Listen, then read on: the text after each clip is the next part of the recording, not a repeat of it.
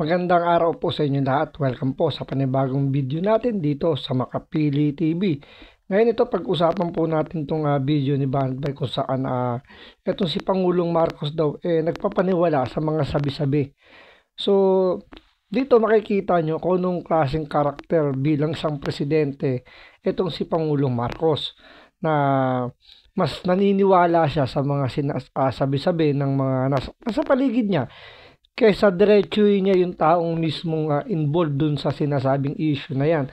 Patungkol dito sa gentleman's agreement kuno ng China government at ni Pangulong Duterte, which is itinanggi naman ni Pangulong Duterte na merong nagkaroon ng gentleman's agreement na yan. So ito, panoorin po natin itong reaction ni Banbay tungkol sa issue na to. Horrified o lubos na nababahala. Ganyan ilarawan ni Grabe naman yung headline ng Frontline. Iba talaga ang headline ng Frontline sa GMA, ano? Sa Frontline medyo masyadong parang tabloid. Masyadong Kasi ang alam nyo sa pagdating sa media, talagang ine-exage nila yung yung balita para mas maging mas maging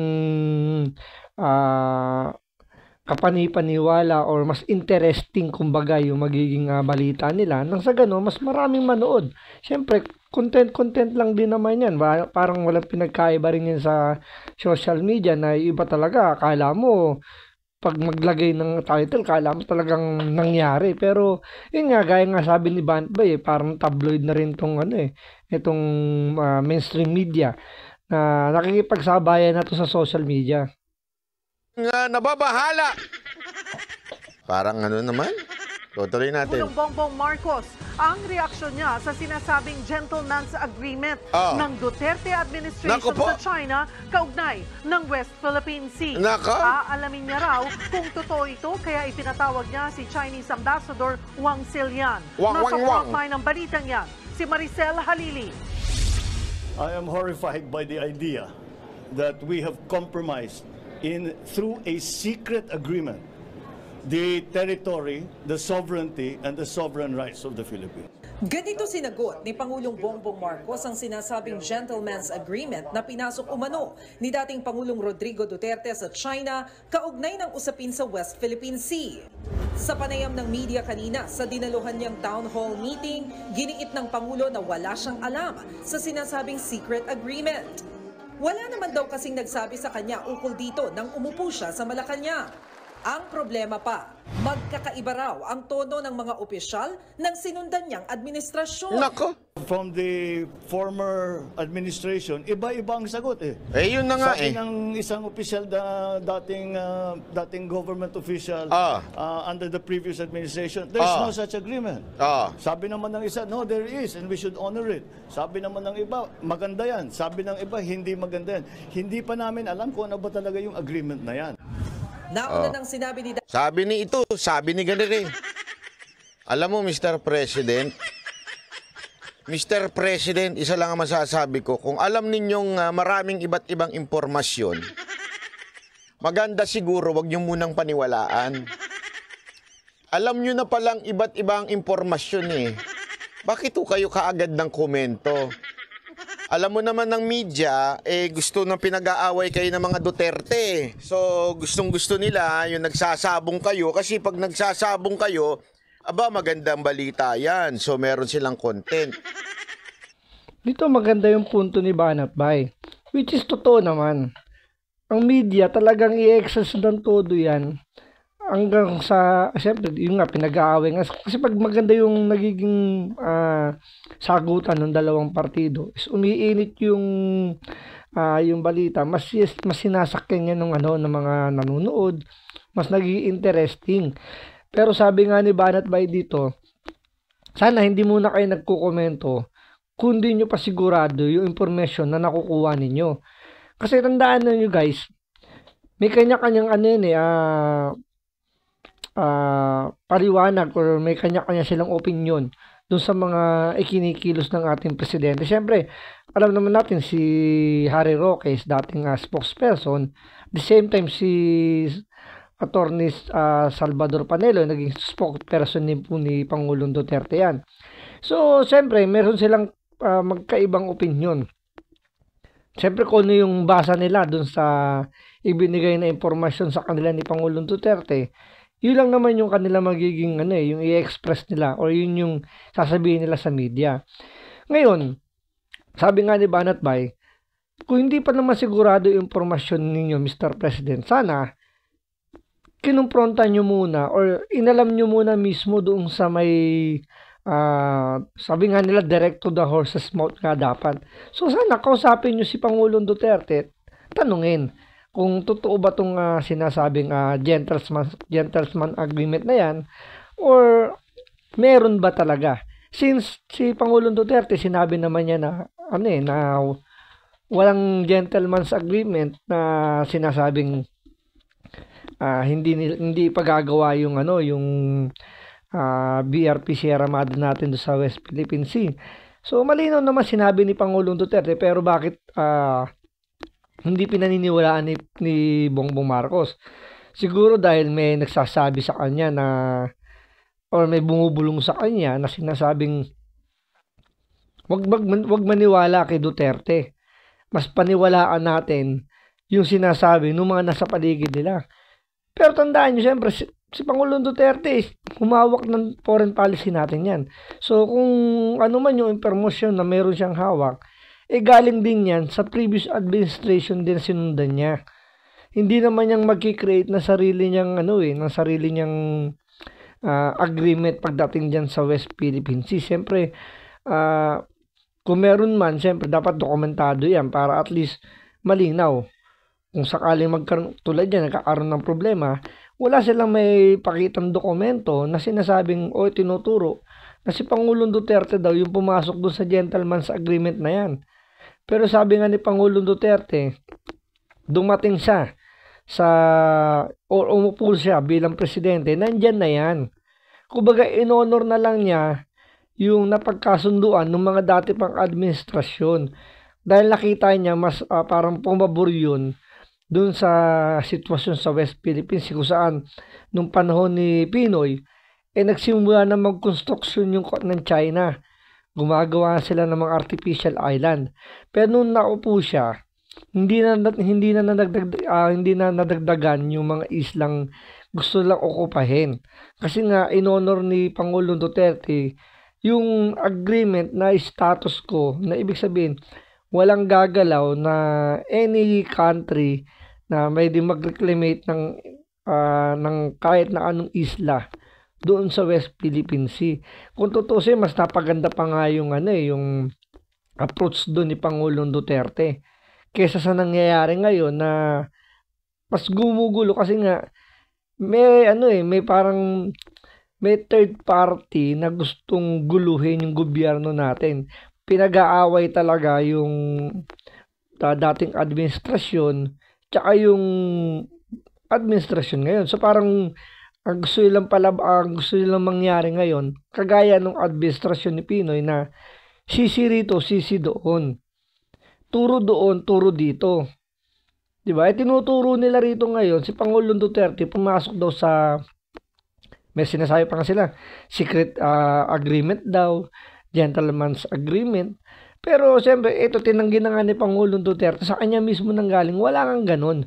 Pero ito si Pangulong Marcos, parang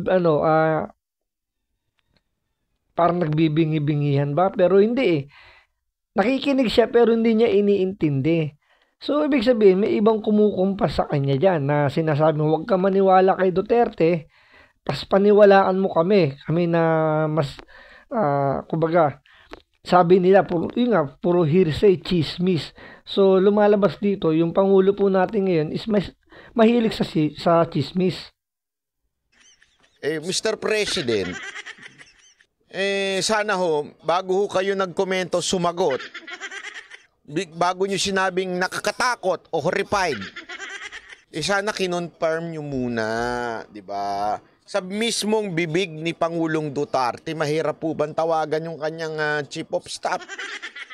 Bigay ko yung number, gusto ninyo. Para matawagan ninyo, pwede nyo naman tanungin siya mismo, Mr. President, former President, meron ba kayong kasunduan?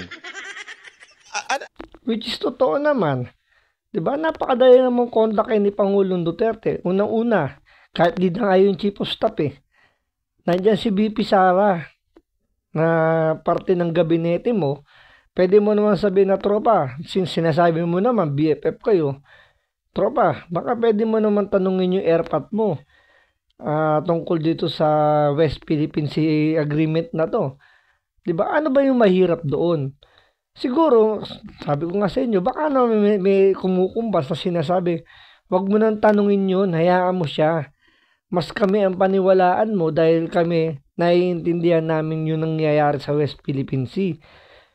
Diba? Parang dito, dinidisregard niya na si Pangulong Duterte.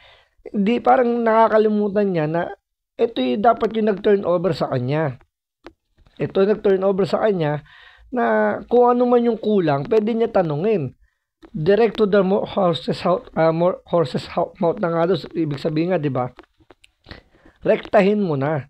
Ano ba naman yung mahirap na kung hindi mo kung nahihiya ka kay BP Sara, ano ba naman yung dating ano mo ngayon, official mo ngayon nasa Department of National Defense o National Security Council mo, si Lorenzana, naging tao rin yan ni Pangulong Duterte.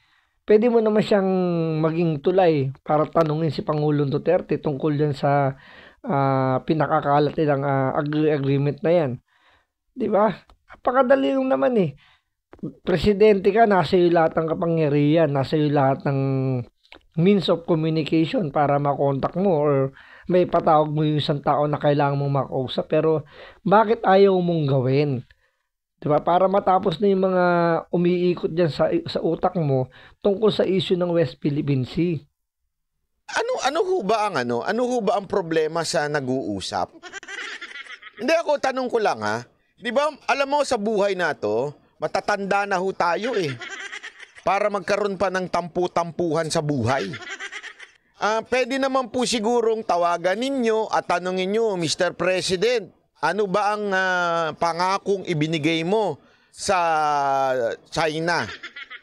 Kaysa na ho kasi mahirap Alam nyo, ito makinig ho kayo na mabuti Mahirap din ho, natatanungin lang natin kung sino-sinong tao. Dahil this is a very, very important matter. Sabi nga ni Mike Abe, napaka-importante nito na kailangan magkomento si BP Sara. Anak ng tutsa talaga to si Mike Abe. Talagang meron na kakaiba dito kay Mike Abe. Napaka-sansay ng buhay nito. Di ba? Totoo naman Kala ko ba napaka-importante nito? Ibig sabihin po ng napaka-importante nito, dapat hindi ho kayo naniniwala sa sabi-sabi. Bakit, Kanyo? Ano ba ang anong tawag sa mga taong naniniwala sa sabi-sabi? Kayo na ho magtuloy. Yun na nga, di ba? Ang tawag nga doon, funny. Parang ganito lang naman yan. Halimbawa, ikaw, may narinig kang kwento na sinasabi sinisiraan ka. Uy, sabi ni ganito, sabi ni ganyan, ganito ka raw, ganyan ka raw. Sabi ni ganito. So, paano mo mapapatunayan kung totoo yung sinasabi nito? Kung makikinig ka lang sa isang kung di mo kakausapin yung tinutukoy niyang taong nagsabi daw ng di umano na gano'n. Halimbawa, ito nga sinasabi na meron nga daw gentleman's agreement. Uy, sabi ni ganito, si Pangulong Duterte daw pumasok sa gentleman's agreement. Meron daw silang secret agreement with China. Bakit di mo lang rektahin? Para mapatunayan mo kung totoo ba sinasabi ng mga bumubulong sa'yo na may nagkaroon talaga ng agreement. Para doon at least mapapahiya yung nagsasabing meron. Ngayon, depende na sa'yo kung paniniwalaan mo yung sinabi nung tinutok tulad ni Pangulong Duterte na ilang beses niya na sinabi na there's no such a gentleman's agreement or a secret agreement na yan. Pero, bakit hindi ka pa rin naniniwala? Diba?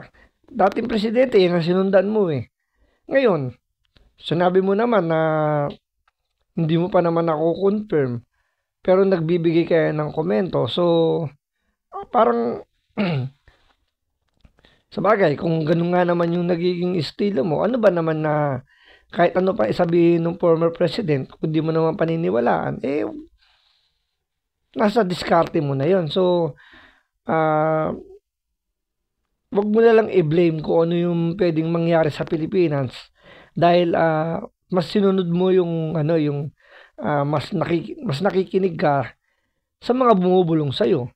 So, yun na lang pinakamagandang diyan. Magiging action mo yan is take all the responsibility na diyan, di ba? Di ba po? Maaari din naman pangalawa. Ako pangalawang obserbasyon ko lang Pangalawang obserbasyon ko, bakit yung tinatawag ninyong secret deal, wala naman pong sinasabi kung sino man, yung pinaniwalaan ninyo, si Roque. Wala naman sinasabi si Roque yung secret deal yun Sanino ho ba nanggaling niya salitang secret deal? Di ba sa mga vlogger lamang ninyo? So, ibig pong sabihin nun, sir, boss, maamo, Mr. President, yung salitang secret deal nanggaling lang ho yan sa mga vlogger ninyo. Bakit para atang pareho kayo ng script ng mga vlogger ninyo? Bakit? Yun lang. Kung mas paniniwalaan niya yung mga vlogger kaysa kay Pangulong Duterte. So, sino ba mas matimbang? Yung umupong presidente at naging chief architect ng foreign policy o yung mga vlogger na gumagawa lang ng kwento para mapag-away lang kayo. Alam niyo dito, makikita niyo naman dito kung talagang matalino kang tao. Mababasa mo naman yung galawan ng mga vlogger na yun kung kayo ay pinag-aaway lang. Kahit hindi naman vlogger, kahit naman ng media maano mo naman kung pinag-aaway lang kayo. Tulad dyan, yung naging title nitong Frontline Pilipinas, sabi nga ni Banat Bay, masyadong tinawag na horrified o nakakatakot daw yung balitang ganyan. Pero kung titingnan nyo, hindi naman ganun kumbaga hindi naman ganun ka-exage. Talagang pinipilit na exage yung balita. Sabi nga ni Banat Bay, for the content, para panoorin ng tao. So, yun, nasa pagtitimbang na ng ni Pangulong Marcos kung sino bang mas paniniwalaan niya, ito bang mga vlogger or si Pangulong Duterte na siya mismo ang upong chief architect natin. 'Di ba? Sino ba mas matimbang para sa iyo o sino ba mas may kapanipaniwalang statement? Ngayon, kung iisipang pipiliin mo is yung mga vlogger, may problema po tayo dyan, Mr. President, na etong mga vlogger ay nakikichismis lang po yan. Walang pinanghahawakan niya. Paano nila malalaman kung nagkaroon nga naman ng agreement?